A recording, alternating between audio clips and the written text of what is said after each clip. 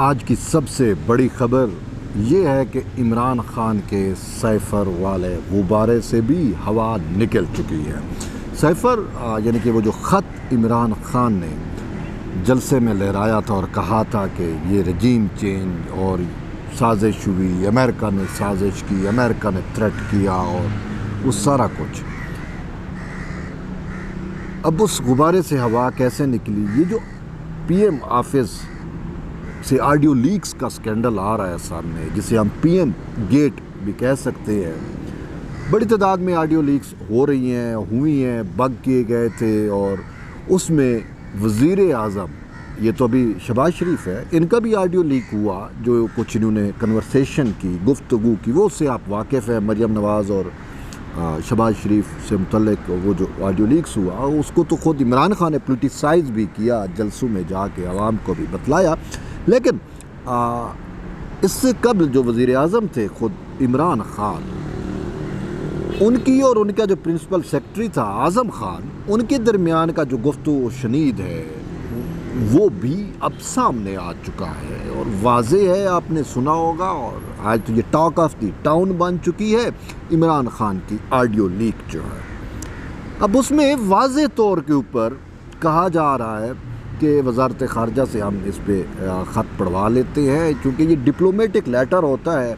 जो भी सफ़ीर होता है बैरून मुल्क में, वो अपनी फ़ॉरेन ऑफिस को जो है या वज़ारत ख़ारजा को वो एक साइफ़र के ज़रिए, डिप्लोमेटिक लैंग्वेज होती है, कोड्स के अंदर होती है, जिसको हम और आप नहीं समझ सकते, और कोई भी इंसान जिसको वो लैंग्वेज से शनासाई नहीं है वो उसको डी कोड ईज़िली नहीं कर सकता। तो वो एक कोड वर्ड्स होते हैं, कोडिंग होती है, तो उस कोडिंग को डी कोडिंग की जाती है।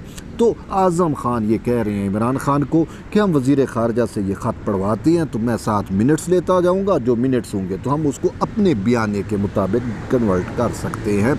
और बात यह है कि फिर आपने देखा भी सही कि इमरान खान का जब पॉलिटिकल कैरियर दाव पे था, तरीक़े अदम एतमाद कामयाबियों पे थी, तो उसको एग्ज़िट चाहिए था, उसको सेफ़ एग्ज़िट चाहिए था कि वो अपनी सियासी या सियासत को जो है अवाम में ज़िंदा रख सके। उसको एक नरेटिव, उसको एक बयानिया चाहिए था, तो उस बयाने की तश्कील वो करना चाह रहा था। तो उस बयाने की तश्कील के लिए उसको ये लेटर पे उसने खेलना चाहा। उसने कहा बाकी, वो ख़ुद आवाज़ में कह रहा है बाकी हम खेल लेंगे। तो वो कैसे फिर खेला वो आपके सामने है कि सबको तमाम को बेवकूफ़ बनाया। और इस एक जेली ख़त के ऊपर, जेली मैं नहीं कहूँगा, मैनिपुलेटेड ख़त कहूँगा, कि उसके मतन को मैनिपुलेट किया गया है। उस मैनिपुलेटेड साइफ़र के ऊपर, उस मैनिपुलेटेड लेटर के ऊपर कौमी असम्बली में बैठे हुए अरकान कौमी असम्बली को इसने ट्रेटर कह दिया, गद्दार कह दिया। किसके ऊपर? वो एक मैनिपुलेटेड जो साइफ़र है, जिसको ख़ुद इसके प्रिंसिपल सेक्रेटरी आज़म खान ने इमरान खान की मंशा के ऊपर मैनिपुलेट किया।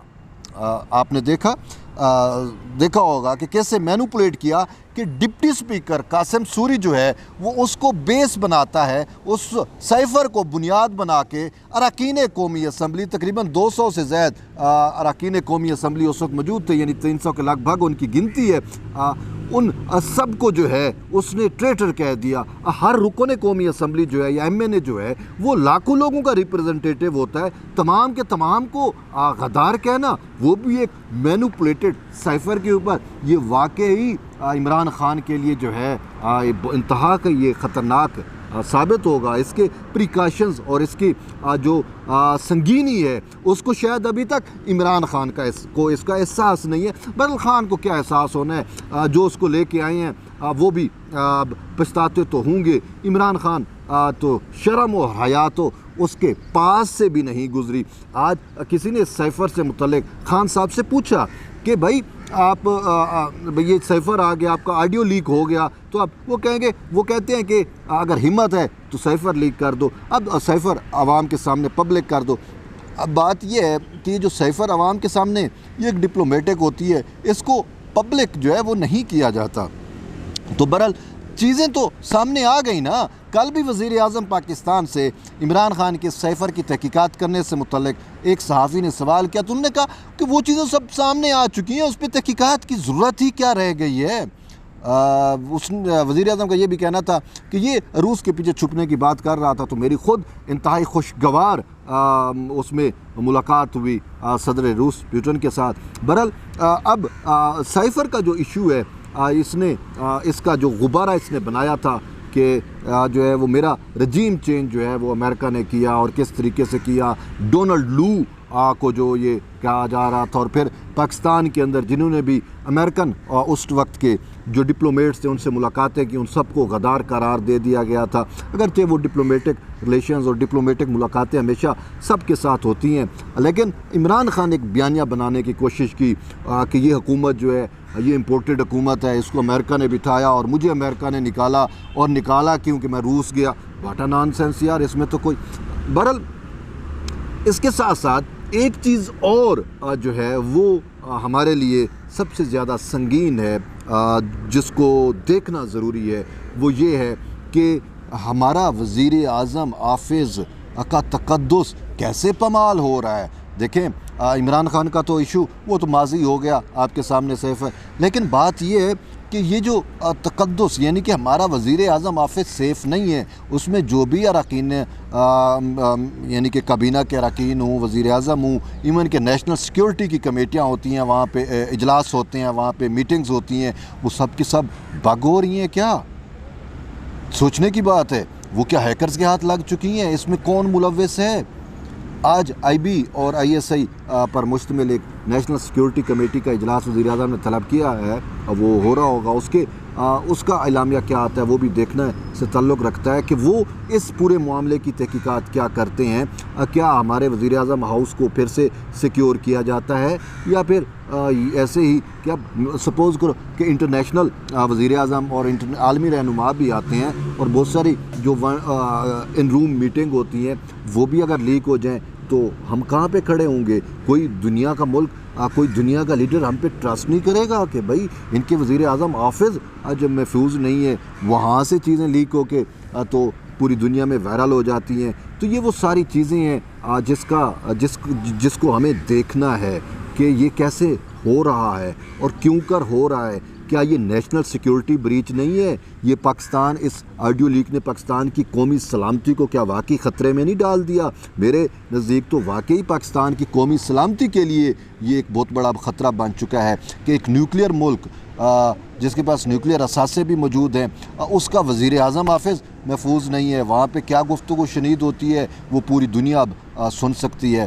तो इस पहलू को भी मद्देनज़र रखना होगा। और यही हमारी उस टाइम भी जब ये ऑडियो लीक हुई, उस टाइम मरियम और शहबाज शरीफ की और इनकी जो है वो चीज़ें सामने आ रही थी, हम उस वक्त भी इमरान खान को भी मुतनब्बे कर रहे थे कि आप इस मामले को जो है वो पोलिटिसाइज़ ना करें, आवाम में, अवामी जलसों में इस चीज़ को पोलिटिसाइज़ ना करें। कल को आपका ऑडियो आ सकता है तो आप किस जगह पे खड़े होंगे?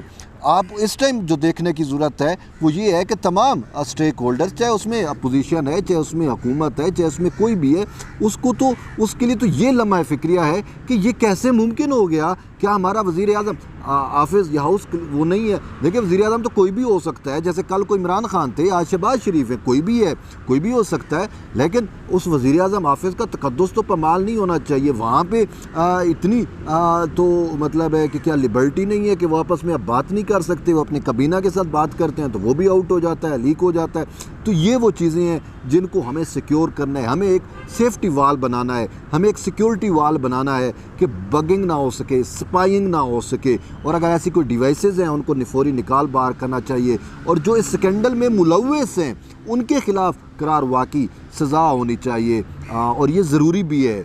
बहरहाल मुहतात भी होना चाहिए सियासतदानों को, लीडरों को, और ख़ासकर हुकूमती अहदेदारों को, वज़ीर आज़म को, काबीना को, कि आपको अपनी निजी गुफ्तगू में भी, कि आप पब्लिक फ़िगर हो, आपका एक एक लफ्ज़ मायने रखता है, मैटर करता है, तो आपको जो है वो सोच समझ के बात करनी चाहिए। मुझे वो सदर ज़रदारी की वो बात बड़ी याद आ रही है। 2017 में उन्होंने वार्न कर दिया था कि उनसे एक सहाफ़ी जो है सुहेल वड़ाइच साहब ये पूछते हैं कि सदर साहब आप दिल की बातें किस से करते हैं? तो सदर ज़रदारी साहब ने कहा कि इस दौर में जब सैटेलाइट आपको और मुझको सुन रहा है तो हम दिल की बातें भला किस से कर सकते हैं? तो उन्होंने कहा कि बहुत सारे ऐसे राज हैं जो मेरे सीने में हैं और मैं ये राज कब्र तक ही मेरे साथ जाएंगे और उन्हें वो राज आज तक किसी से शेयर नहीं किए। तो वो ज़रदारी साहब इस चीज़ से बखूबी वाकिफ़ थे। अभी तो ये मेम्स भी बन के आ रहे हैं कि हम ऐसे कमरे में बैठते ही नहीं जहाँ पे ऑडियो रिकॉर्ड होता हो। बहरहाल ये वो सारी चीज़ें बताने का मकसद ये था कि ज़रदारी साहब अपने दौर में भी और वैसे भी वो बहुत ज़्यादा जो है कॉन्शियस थे, उनको पता है ऐसा होना है। तो ये बाकी वज़ीर आला, वज़ीर आज़म और ये जो बाकी हुकूमती अहदेदारान हैं इनको भी कॉन्शियस होना होगा। लेकिन इस वक्त जो सबसे अहम वक्त की ज़रूरत है वो ज़रूरत यही है कि वज़ीर आज़म ऑफ़िस को जो है वो महफूज और सिक्योर बनाया जाए। बहरहाल आपकी फ़ीडबैक का इंतज़ार रहेगा। इस हवाले से अगर आपके कोई कमेंट्स हैं, कोई सवाल आते हैं तो ज़रूर आप कर सकते हैं। हम कोशिश करेंगे आप उनका आपको जवाब दें। तब तक के लिए इजाज़त दें। अल्लाह हाफ़िज़।